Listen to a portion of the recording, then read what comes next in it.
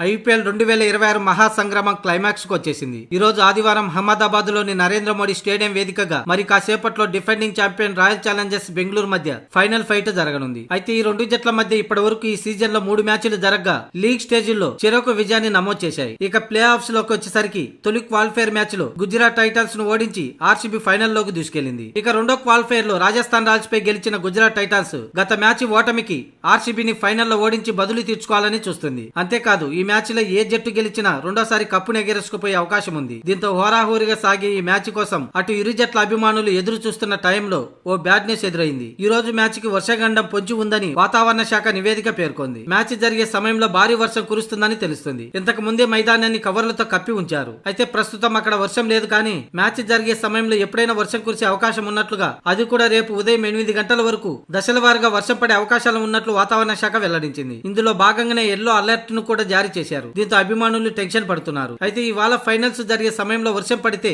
రిజర్వేడే కూడా ఉంది. ఒకవేళ ఛాన్స్ ఉంటే సూపర్ ఓవర్ అయినా నిర్వహిస్తారు, లేకపోతే రేపు యథావిధిగా మ్యాచ్ జరుగుతుంది. ఒకవేళ రేపు కూడా మ్యాచ్ కు వర్షం అంతరాయం కలిగిస్తే పాయింట్ల టేబుల్ ప్రకారం బెంగళూరు విజేతగా నిలుస్తుంది. అయితే ఇంతవరకు ఈ 19 సీజన్ లో ఇలా జరగలేదు. మొత్తంగా ఈ రోజు వర్షం కారణంగా ఎటువంటి అంతరాయం లేకుండా ఫైనల్ మ్యాచ్ జరగాలని అభిమానులు కోరుకుంటున్నారు.